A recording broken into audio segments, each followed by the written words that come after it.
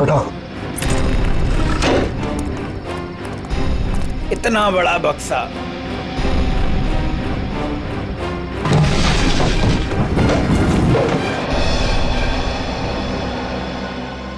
ये एड्रेस है, इस बक्से को इस जगह छोड़ देना। क्या मतलब है? आप नहीं आ रहे हो?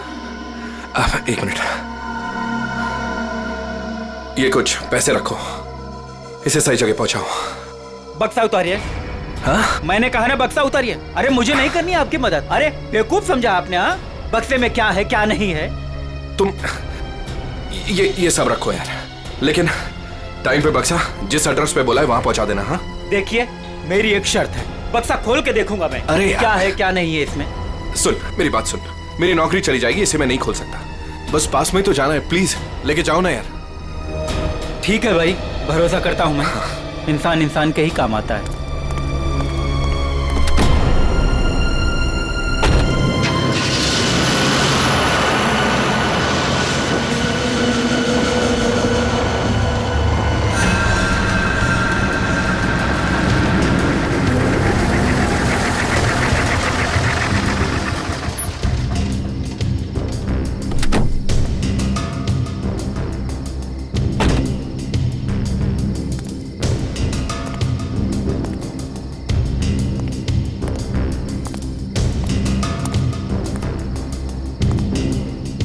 पता तो यही।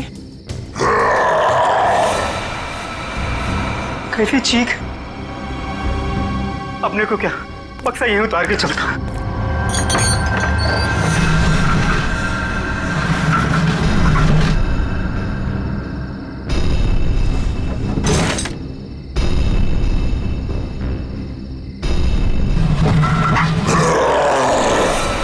बक्से में से चीख। हे भगवान।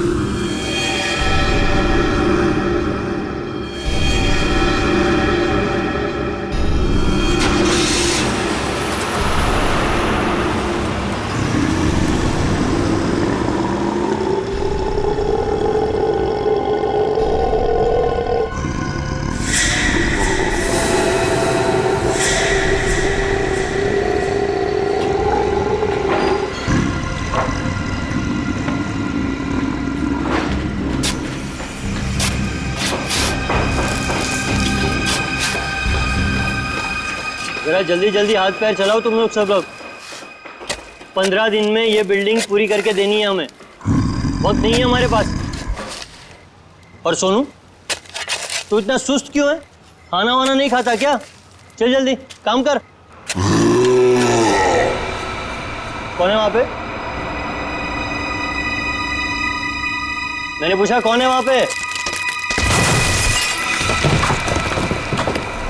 अभी अभी तो बिल्डिंग का काम भी खत्म नहीं हुआ है और अभी से बिल्डिंग टूटने लगी। सोनू जरा देख तो।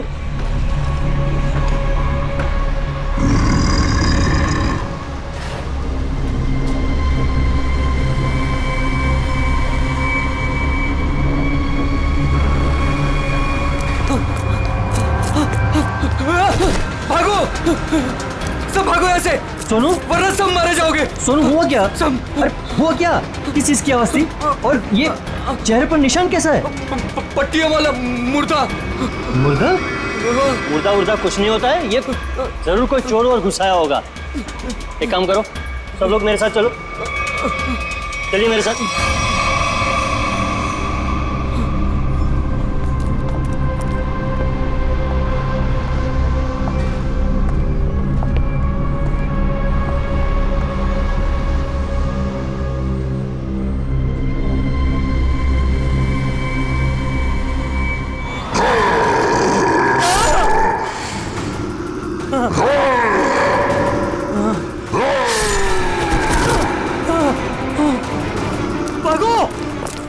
भागो सब यहाँ से, भागो। पट्टी वाला मुर्दा, भागो।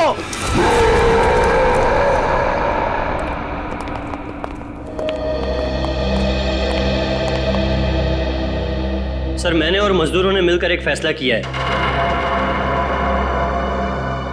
कैसा फैसला? कि हम आपकी बिल्डिंग में अब काम नहीं करेंगे। तो क्या बकवास कर रहे हो तुम? सर, लगता है आपकी नजर कमजोर हो चुकी है, इसलिए मेरे चेहरे पर ये निशान आप देख नहीं पा रहे। ये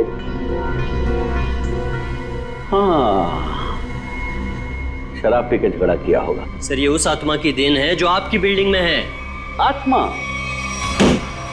क्या बकवास कर रहे हो तुम? हाँ? जानता था, मैं जानता था कि आप मेरी बातों पर विश्वास नहीं करेंगे, इसलिए मैं साथ में सोनू को भी लाया हूं।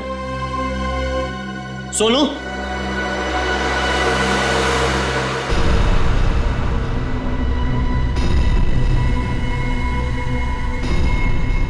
देखिए सर, बेचारा इतना घबरा गया है कि कुछ बोल नहीं पा रहा है। सोनू, ये सब क्या है? साहब, पट्टी वाला मुर्दा और कौन है इधर? कौन है? कौन है उधर?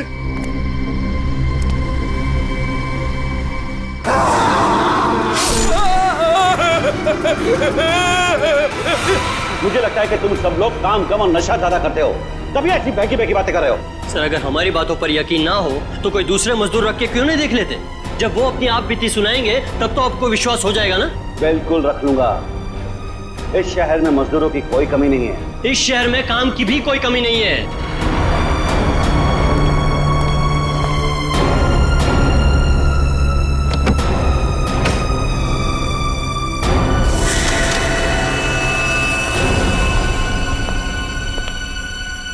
ये तुम्हारा आज तक का हिसाब। और एक बात याद रखना कि इस बिल्डिंग पर मेरे और मेरे इन्वेस्टर्स के करोड़ों रुपए लगे हैं। तो तूने बाहर जाकर इस बिल्डिंग के बारे में कोई बकवास की या कोई झूठी अफवाह भी फैलाई तो फिर मुझसे बुरा कोई नहीं होगा। दिनेश, पैसे कोई पेड़ पे नहीं उगते, समझे? हाँ, और हम तुम्हारे फाइनेंसर हैं, कोई एटीएम मशीन नहीं कि जब दिल में चाहा कार्ड डाला और पैसे ले लिए। देखिए, आप लोग बेवजह भड़क रहे हैं। बेवजह? तुमने कमिटमेंट किया था, अब तक बिल्डिंग तैयार हो जाएगी, क्या हुआ? हाँ चंदू, मैं बिरयानी बना रहा हूँ, कोई 2 मिनट में बनने वाला बर्गर नहीं। जब आप लोग बिल्डिंग की क्वालिटी देखेंगे तो आप लोगों को खुद ब खुद ये एहसास हो जाएगा कि आप लोगों का पैसा बिल्कुल सही जगह लगा है। हाँ, पता चल रहा है कि इन्वेस्टमेंट कहाँ पर हो रहा है। वैसे काफी अच्छी पार्टी थी आपने अपने शादी के सालगिरह की। और Natasha, excuse me, sorry sir, मैं आप लोग को तो अपनी फ्रेंड से मिलवाना ही भूल गई। मीट, कम।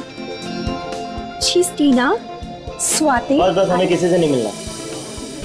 दिनेश, इस बार अगर तुमने जबान पलटी ना, 15 दिन मतलब 15 दिन, दैट फाइनल। हाँ, 15 दिन पक्का। और हाँ, 15 दिन से ज्यादा हुआ ना तो तुम्हारा घर और भाभी जी के गहने बेच करके अपने पैसे हम लोग वसूल लेंगे, समझा? अरे पक्का कहाँ? दिनेश सुनो ना। एक्सक्यूज मी, आपकी भाभी बुला रही है। मन से, एक्सक्यूज मी। जल्दी आइए ना। क्या है? दिनेश देखिए ना, मार्केट में नया हार आया है, आप कभी लेकर देंगे मुझे ये? बस हार और गहने, इन चीजों के अलावा तुम्हारे लिए और कोई चीजें इंपॉर्टेंट है ही नहीं। पति जिए या मरे तुम्हें कोई फर्क नहीं पड़ता। मन तो करता है कि तुम्हारा गला दबा दूं।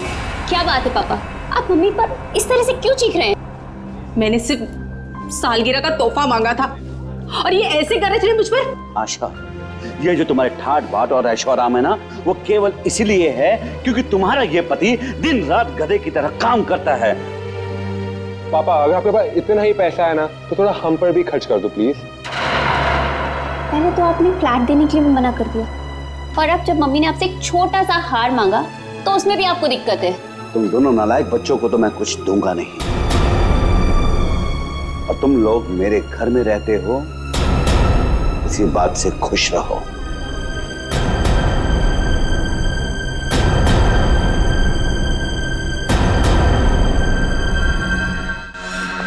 नहीं चाहिए मुझे नकली जेवर, जिंदगी भर मुझे नकली जेवर ही दिए हैं। एक छोटा सा हीरे का हार ही तो मांगा था मैंने।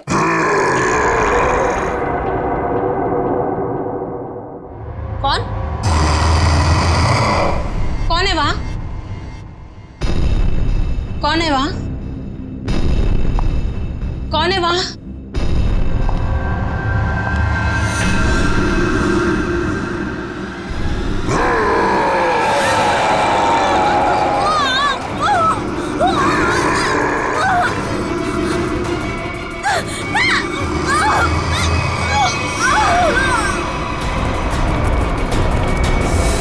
आशा, आशा, आशा, क्या मम्मी?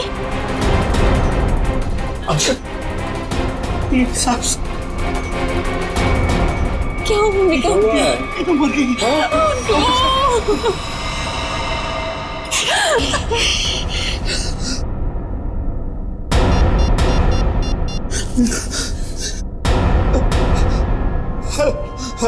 Hello, CID.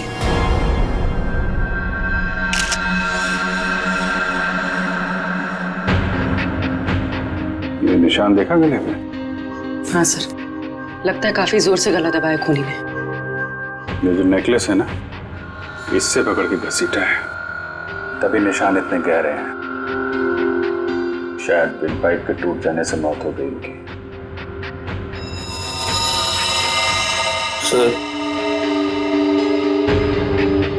सर खून के निशान कॉरिडोर में यहाँ तक आए हैं और आशा जी की चप्पल। अपने आप को बचाने में बहुत स्ट्रगल किया होगा इन्होंने, पर खूनी ज्यादा ताकतवर निकला। Excuse me. एक सेकंड।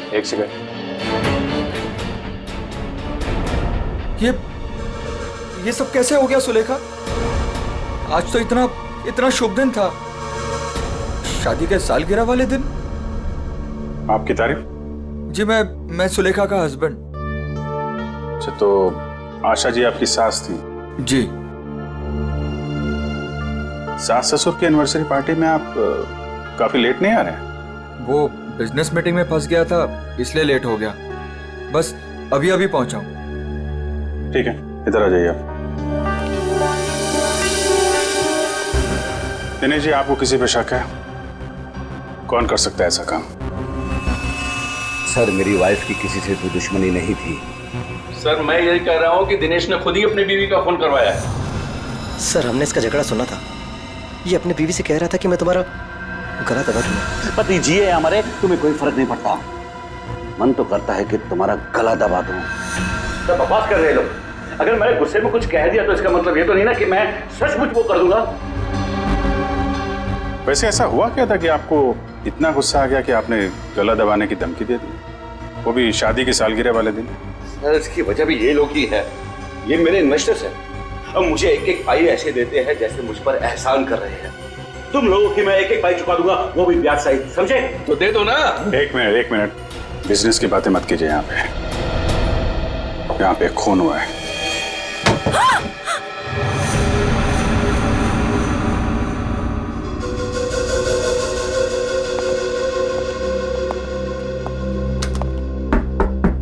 कौन है अंदर?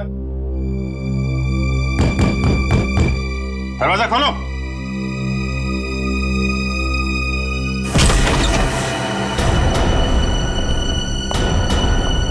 ओह माय गॉड,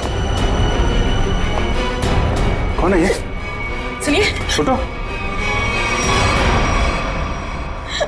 कौन हो तुम? हैं? और यहाँ क्यों छुप के बैठी हो? मुर्दा पट्टियों वाला मार डालेगा। सर डरी हुई है, ऊपर से जख्मी भी। आप देखो, आप बिल्कुल घबराइए मत। हम लोग सीआईडी से हैं। आपका नाम क्या है? कोमल। कोमल, आप यहाँ क्यों छुप के बैठी थी? वो पट्टियों वाला मुर्दा बाहर घूमते हुए देखा। पट्टियों वाला मुर्दा?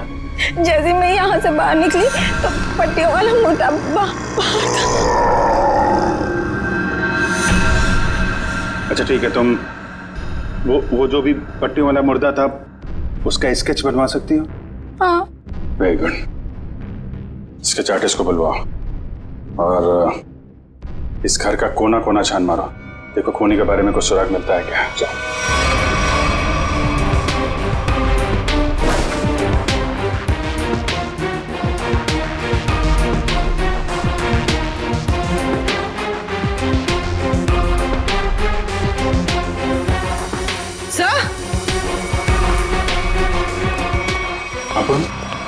सर ये पट्टी मिली है क्या? यहाँ पर। कोमल ने देखा पट्टी वाला मुर्दा और यहाँ पे पट्टी का टुकड़ा मिला। सर स्केच तैयार है। तो ये है वो पट्टी वाला मुर्दा। इस मुर्दे का और इस पट्टी का क्या राज है, जल्द से जल्द पता लगाना होगा। गले का हार बेचारी का फांसी का फंदा बन गया। जैसे ही खूनी ने हार खींचा, बेचारी कुछ नहीं कर पाई। सर वो आदमी गले का हार छीनने के लिए आया था, ऐसा लगता नहीं? वही तो सचिन, वही तो राज है। बड़ा अजीब तरीका ढूंढा खून करने का यार। हाँ जयवंती, डॉक्टर साहब को जरा स्केच दिखाओ। Yes sir. ये देखिए सर, ये मम्मी की ड्रेस है। मम्मी मतलब माँ? मम्मी नहीं प्रेडी, मम्मी। हजारों साल पहले जब इजिप्ट में राजा महाराजा मर जाते थे तो उनकी बॉडी को एम्बाम कर दिया जाता था। अलग अलग तरीके की सीक्रेट्स, दवाइयां, मरहम, बाम वगैरह लगा दिया जाता था उनकी बॉडी पर और बाद में इन पट्टियों से उसे ढक दिया जाता था। इससे मम्मी सड़ती नहीं थी। मर गए मतलब हजारों साल पुरानी लाश यहाँ पे आ गई और एक के बाद एक खून कर रही है। तो शायद अगला खून तुम्हारा होगा। मेरा? हो गया, अब चुपचाप खड़े रहो।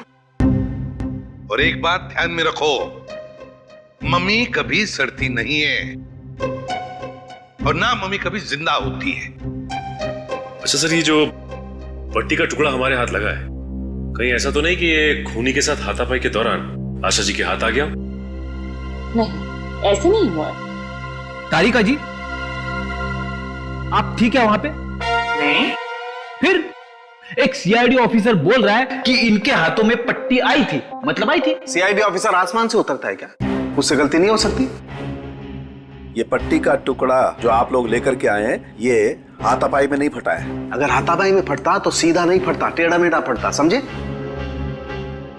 और ये टुकड़ा कोई मामूली टुकड़ा नहीं है। 1500 साल पुराना है ये टुकड़ा। 1500 साल? 1500 साल? 1500 साल? जी, किसी ने मम्मी की पट्टियां खरीद ली हैं। कहां से सालूं के साहब? ये इजिप्ट से? अरे यार, लोग पुरानी मम्मियां खोद खोद के निकाल रहे हैं और चोरी छिपे बाजार में बेच रहे हैं। ऐसी एक मम्मी शायद इंडिया में आ गई। बाप रे! लेकिन सर ये खूनी मम्मी बना क्यों होगा? हल्ला मचाने के लिए सचिन, हल्ला मचाने के लिए। ये खूनी चाहता है कि लोग उसे देखें और जोर जोर से चिल्लाए, मम्मी आ गई, मम्मी आ गई। ये खून उस खूनी मम्मी ने ही किया है और वो पट्टी का टुकड़ा जानबूझकर छोड़ गया है हमारे लिए सबूत।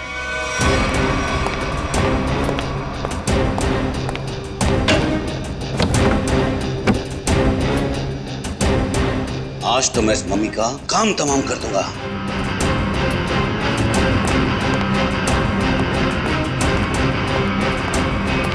सर,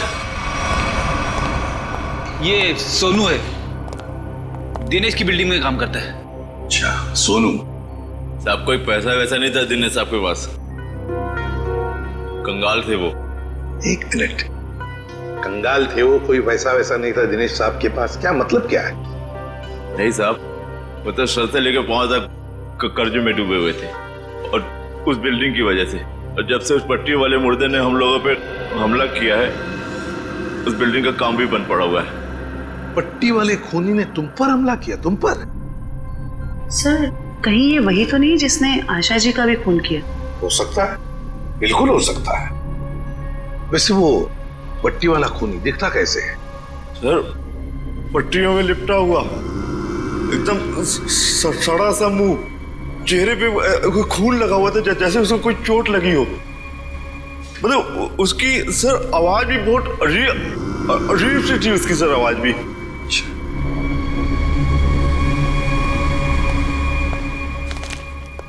एक मिनट,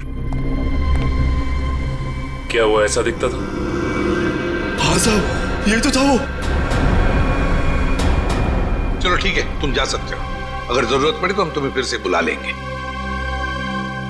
सर ये जो कोई भी आशा जी का खून करने के लिए आया था, या तो पहले से मम्मी बन के आया था, या फिर पार्टी में आने के बाद उसने अपना हुलिया बदला है। सर काम करते हैं, पार्टी का फुटेज देखते हैं।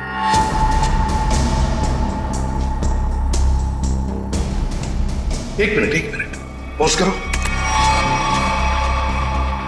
ये देखो, ये है ना महेश, आशा जी की बेटी सुलेखा का पति महेश। हाँ सर, लेकिन ये तो कह रहा था कि आशा जी की मौत के बाद आया था ये पार्टी में। झूठ बोला हमसे, वो झूठ बोला। जयवंती सर, फोन करके बुला लो उसे अभी, इसी वक्त।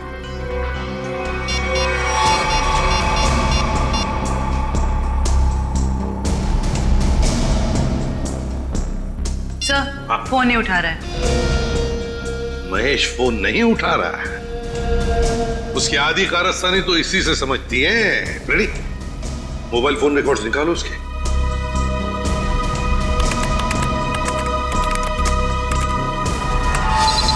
सर ये रहे महेश के फोन कॉल रिकॉर्ड्स। 40 बार फोन किया है एक ही नंबर पे, और ये नंबर तो उसके सासू माँ का है। सर सासू माँ से इतना ज्यादा लगा? इस महेश से मिलना पड़ेगा। महेश, एक्सक्यूज मी,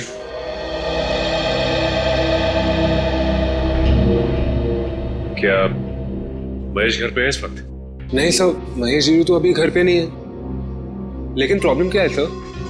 देखिए, महेश ने हम सबसे झूठ बोला। जब आपकी मां का खून हुआ उससे पहले ही महेश वहां मौजूद था। आपका मतलब है मेरे पति ने खून किया है? देखिए, हमें उस पर शक है। लेकिन सर वो ऐसा क्यों करेंगे? पैसों के लिए, पैसों के लिए किया होगा उसने। सब पैसों के लिए? लेकिन सारा पैसा तो डैडी के पास है, उन्होंने आज तक माँ को कभी कुछ नहीं दिया। तो फिर महेश जीजू क्यों हत्या करेंगे मेरी मॉम की? अब ये सब कुछ तो हमें महेश ही बताएगा। लेकिन हाँ, अगर महेश आपसे कांटेक्ट करता है तो हमें खबर कीजिए। तो फ्रेडी, इस महेश का मोबाइल ट्रैक करो, सब पता चल जाएगा।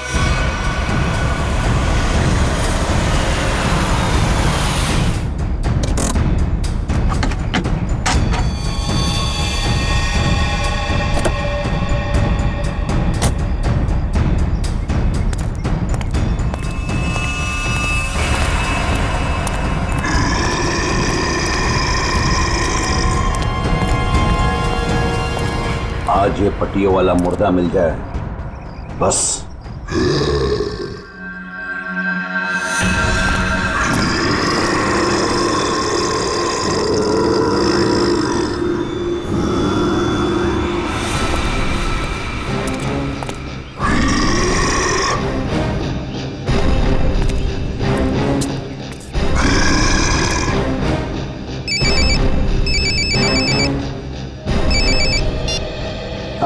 हेलो, हाँ जीतू भाई, हाँ आपके लिए खुशखबरी है। हाँ जी, बिल्डिंग का काम बहुत जल्द शुरू होने वाला है।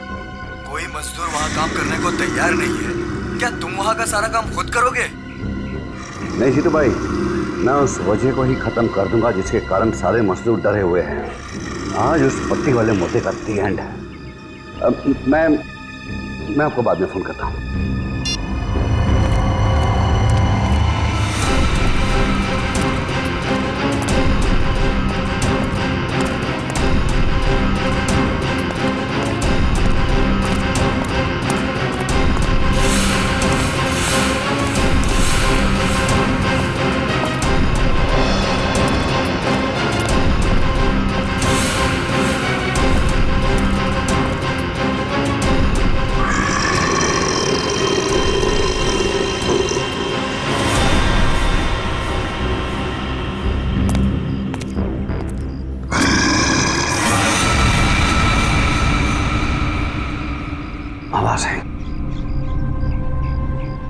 कहीं से आवाज आई, पट्टियों वाले मुर्दे, आज तू बचेगा नहीं, आज तुझे छोड़ूंगा नहीं मैं।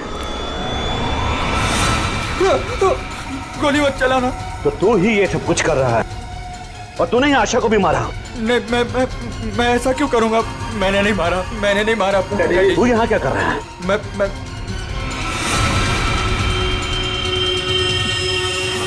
डैडी, वो आपके पीछे है। ना महेश, मैं तेरी किसी भी चाल में आने वाला नहीं। मैं सच कह रहा हूँ, वो पट्टी वाला मुर्दा आपके पीछे ही है।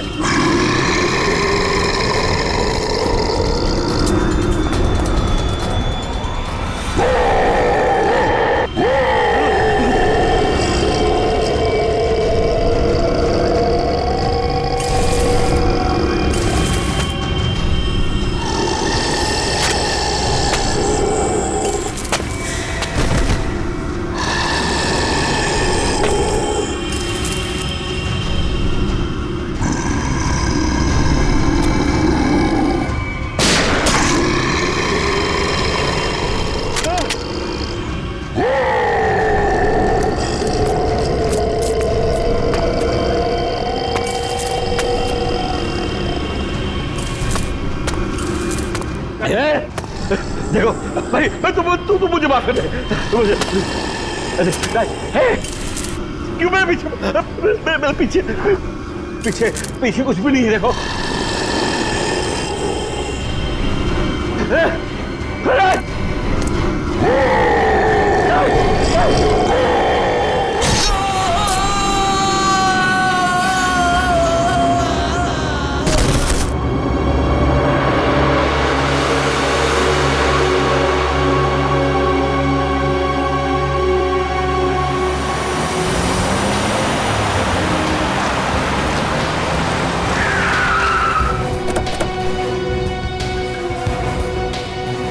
सर, मोबाइल कंपनी वालों से पता चला है कि ये दिनेश का मोबाइल भी यहीं पे है। इससे पहले महेश दिनेश को नुकसान पहुंचाए, हमें उसे बचाना होगा।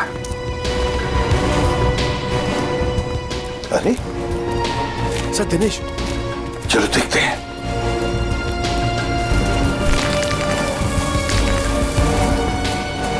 माय गॉड, ये तो जिंदा है। सच, जल्दी से एम्बुलेंस बुला, जल्दी। फ्रेडी, जयवंती, देखो आसपास। Yes sir.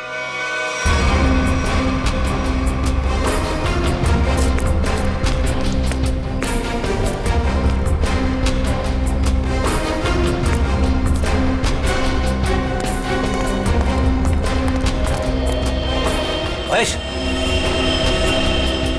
सर। हाँ फ्रेडी, क्या हुआ? सर, महेश बेहोश है। महेश, महेश। सर, हाँ? ये गन पड़ी हुई थी यहाँ पे। सर, हम तो सोच रहे थे कि इन सब के पीछे ये महेश है, लेकिन ये तो खुद ही बेहोश पड़ा है। हाँ, ये तो महेश के होश आने के बाद ही पता चलेगा कि ये सब किसका किया कराया है।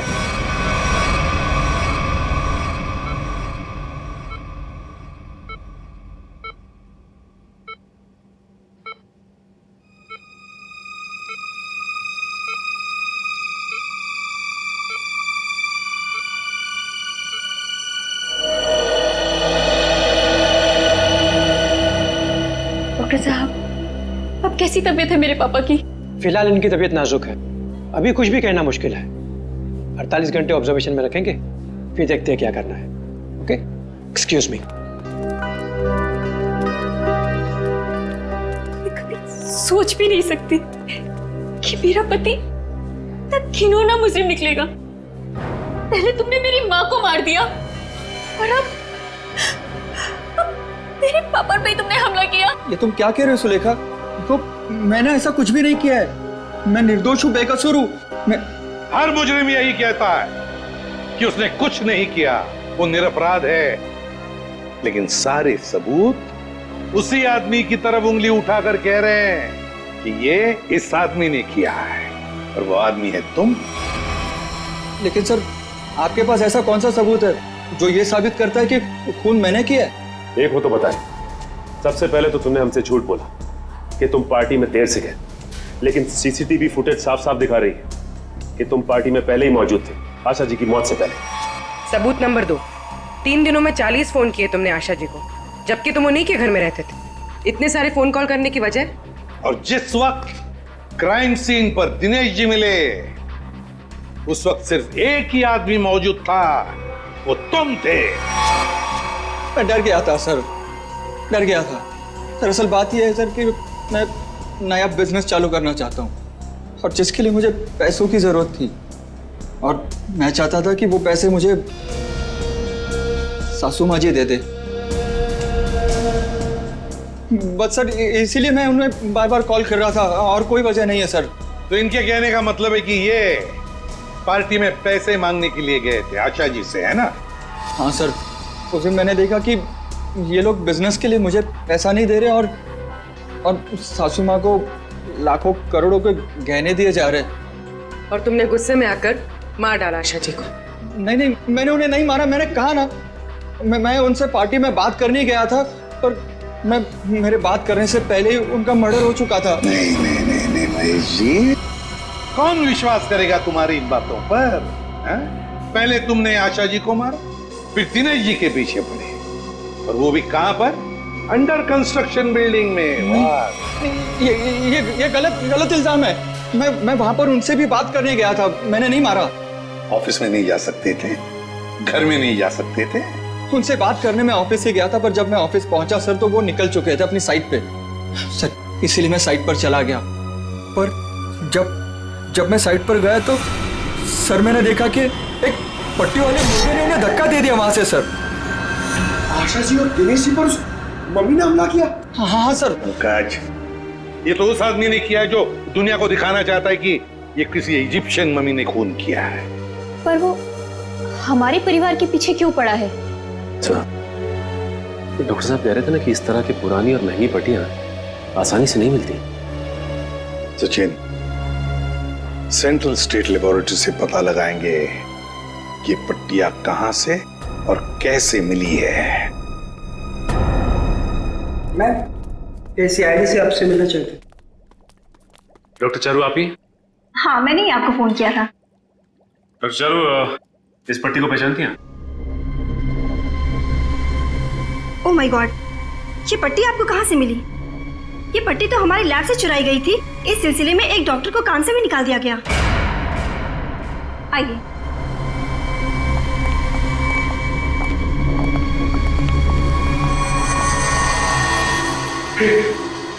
ये तो वही मम्मी है ना जो इजिप्ट में होती है। मतलब ये नींद में चलकर यहाँ पर आ गई। आप भी अच्छा मजाक कर लेते हैं। दरअसल हर साल इजिप्ट से इन मम्मीज को हमारे यहाँ रिसर्च के लिए भेजा जाता है, और सर ये मम्मीज 1500 साल पुरानी है। तो क्या सिर्फ इन्हीं मम्मीज की पट्टी गायब है? हाँ सर, कुल 5 मम्मीज की पट्टियाँ चोरी हुई थी, जिसमें से 2 पे मैं काम कर रही हूँ इन्हें गलने से बचाने के लिए। अच्छा, आप कह रही थी ना कि एक डॉक्टर को काम से निकाल दिया गया पट्टी चुराने के इल्जाम में, उसकी डिटेल मिल सकती है हमें? हाँ सर, देती हूँ।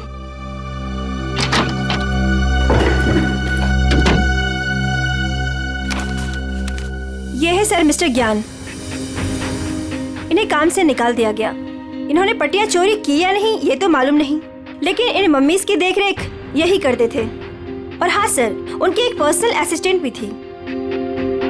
इनकी असिस्टेंट का कोई फोटो, नंबर या एड्रेस है आपके पास? वो उनकी पर्सनल असिस्टेंट थी, इसलिए हमारे पास उनकी कोई डिटेल्स नहीं है। सर, 5 मम्मीज की पट्टियां गायब है और खूनी खुद मम्मी बनकर दिनेश के परिवार के पीछे पड़ा है। क्या बोल रही? ये खूनी दिनेश के ऊपर दोबारा हमला करेगा। क्या हुआ डॉक्टर? आप पापा को इतनी अचानक से क्यों शिफ्ट कर रहे हैं? देखिए, इनकी हालत पहले से ज्यादा बिगड़ गई है। अगर इन्हें आरजे हॉस्पिटल में भर्ती नहीं कराया गया तो इनका बचना मुश्किल हो जाएगा।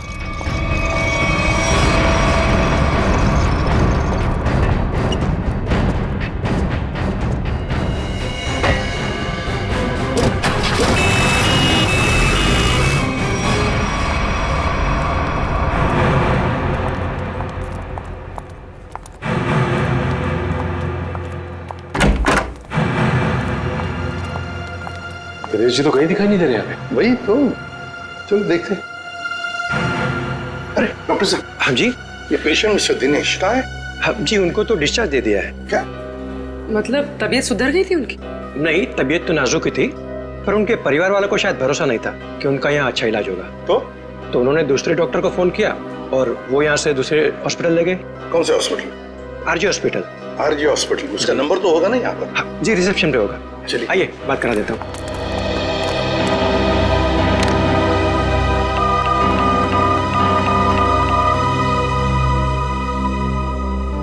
Hello, RG hospital. देखिए, मैं एसीपी प्रद्युमन बोल रहा हूँ, सीआईडी से। आपके हॉस्पिटल में अभी अभी एक पेशेंट एडमिट हुआ है। दिनेश नाम है उनका। नहीं हुआ है?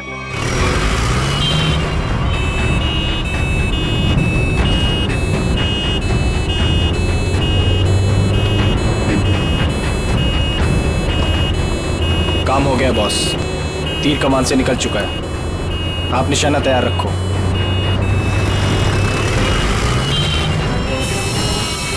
अरे धुआं कहां से आ रहा है? अरे गाड़ी रोको, गाड़ी रोको, गाड़ी रोको।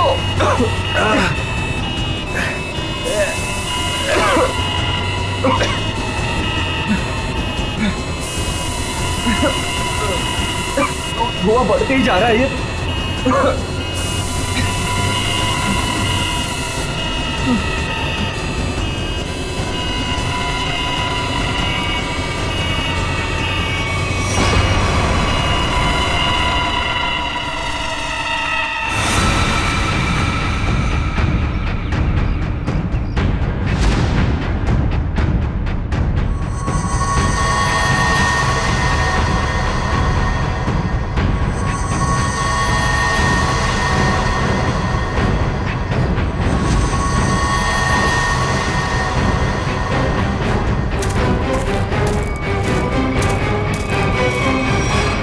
क्यों, अब तुम्हारे जीवन का मकसद पूरा हो गया?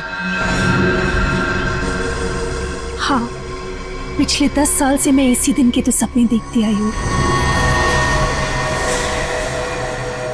और देखो, आज मेरा सपना पूरा हो गया। नहीं, सीआईडी के रहते अपराधियों के सपने कभी पूरे नहीं होते। सीआईडी? क्यों डॉक्टर ज्ञान? पेशा डॉक्टर का, काम एक अपराधी का। देख क्या रहे हो? उड़ान सीआईडी वालों को।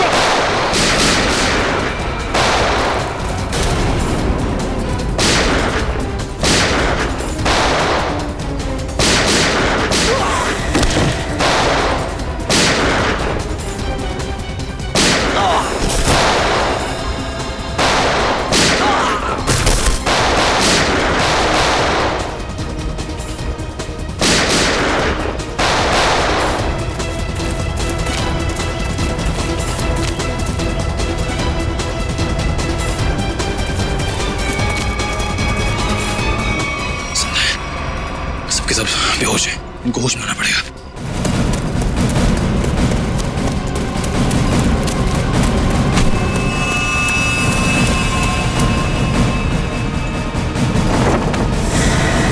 तुम जिंदा लोगों को मम्मीफाई करी थी ना? मैं तुम्हें सिखाती हूँ मम्मीफिकेशन किसे कहते हैं। अपराधियों को मम्मीज बनाने का काम हम करते हैं। मैं दिनेश की सेक्रेटरी सिर्फ इसलिए बनी ताकि इससे अपने भाई के मौत का बदला ले सकूं, और इसलिए मैंने मम्मी बनकर इसकी बिल्डिंग में काम करने वाले लोगों पर हमला किया ताकि मम्मी की अफवाह फैल जाए। तुम कुणाल की बहन हो? नाम मत लो अपनी गंदी जबान से मेरे भाई का। एक वक्त था जब वो तुम्हारा सबसे करीबी दोस्त था, और तुमने क्या किया? दोनों साथ गए थे ना विदेश पैसा कमाने के लिए। सर, इसको सहयोग से एक मम्मी मिली, और मेरा भाई चाहता था कि वो ये मम्मी वहां की देश की सरकार को सौंप दे, लेकिन ये दिनेश उसे ग्रे मार्केट में बेचना चाहता था। सर, ऐसा